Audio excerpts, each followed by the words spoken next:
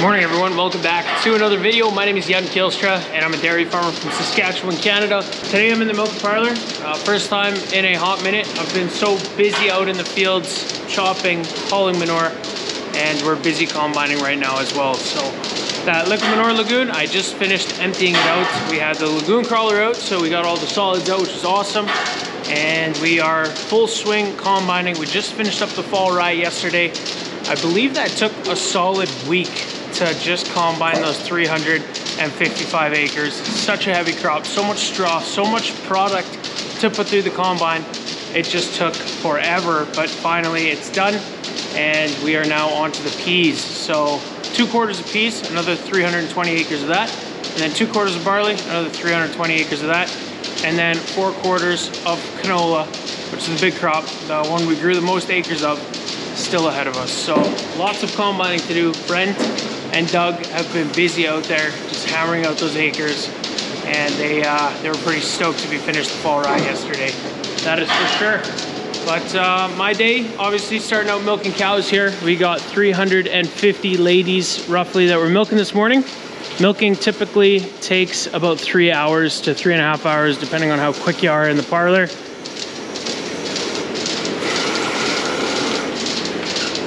Our average right now is mid-30s, 30 liters a day, mid-30s, so we're not breaking records out here. But if you can produce that milk efficiently, you will get ahead. So that's what we're doing here. I guess if you're new to the channel, we got ourselves a double 12 De Laval champion milking parlor. So 12 cows on each side to milk a total of 24 cows at once. I always get the question, Jan, what do you like better? The cows in the dairy barn or the tractors out in the fields? And my response is always, I like both. And a lot of people don't let me use that answer usually until I explain to them that, you know, one of the favorite things about this job is I get to be in the field and be in the barn. I get to enjoy both parts. Don't get me wrong, I will be sick of chopping silage after doing that for 10 days straight. And if I had to milk morning and night every single day in the parlor for months on end, I'd probably grow a little sick of that too. So I love the fact that I can be in the field for a couple weeks, be in the parlor for a couple weeks, and you know, just kind of go back and forth and that sort of thing. So there's always a little bit of diversity in what I do, and I really enjoy both, I think, largely because of that reason. So stoked to be in the milk parlor this morning with the ladies. This is what we do all the land work for, chopping all that silage, hauling all the manure. It's all for these ladies. Out you go, ladies, let's go.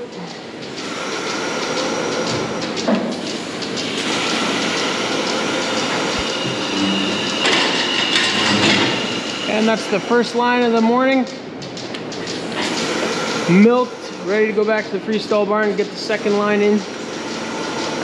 Come on, lady.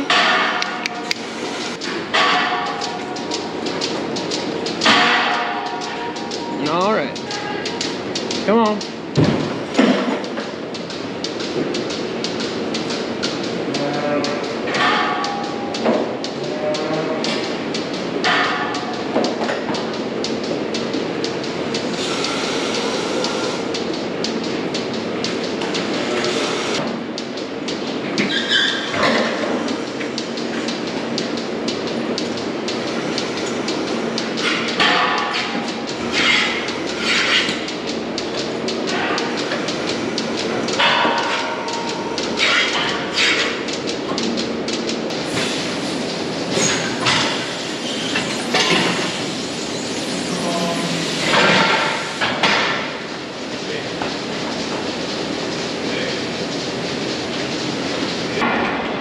Group 1 is done being milked. We're grabbing Group 2 now.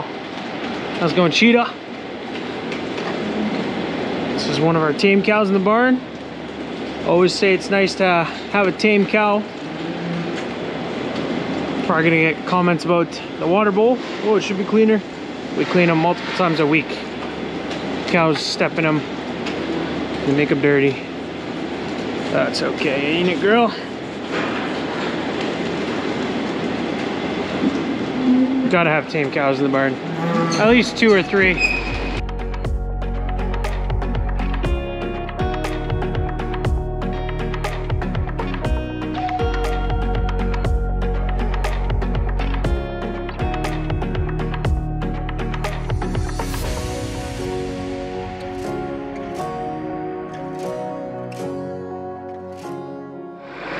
We're all done in the barn for this morning. Got the parlor clean. Next thing I'm going to do is finish up with our manure equipment. I just emptied the lagoon. You can see there's a crawler over there, and we rented that to agitate the lagoon, or had it custom done. The guy was here controlling it the entire time. But I'm just going to take one load out to the field right now and cover where I was driving constantly. So there's a path through one of our fields, and it's just completely pulverized. The sand is so fine there, it's all going to blow away in the wind unless we put some liquid manure on top of it. So we're going to bring one more load out there just to protect that soil from the wind. And then we're going to pressure wash the tank, lift the pump out of the pit. The MX285 is going to go on the bale wagon, and then the Versatile will most likely get hooked back up to the sprayer. That tractor, it's been, I don't want to jinx it, but it's been excellent this year. Almost no issues. Slight hydraulic issue, but for the rest, it's been pretty good. We haven't had the best of luck with that tractor. Every summer since we bought it, there was pretty much something major that went on it, but this year, it's, I think we put like 700 hours on it this year already, and it's been holding out pretty good, so hopefully that continues to be the case. So this is the path I'm talking about. It goes through this one field and it gets us to the next quarter section.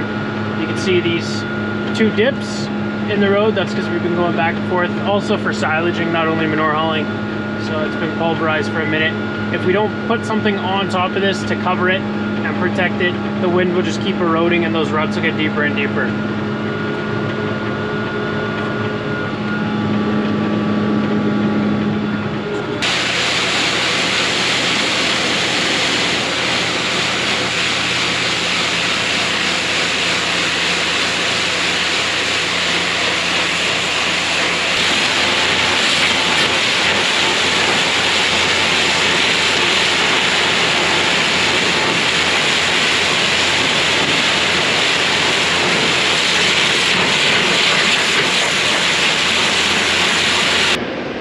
Tank is cleaned and I dropped it off in the tractor, parked it beside the shop just because that tire, we still got to take it off, bring it in, get it fixed because it's slowly leaking, and we got to do some welding up top there. It's leaking.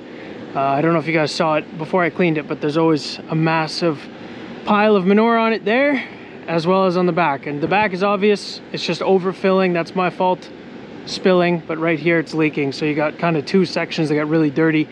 That drips down, gets on the tires, spreads on the whole undercarriage of the wagon, so we gotta get that cleaned. But I gotta go take over baling from my sister Miriam.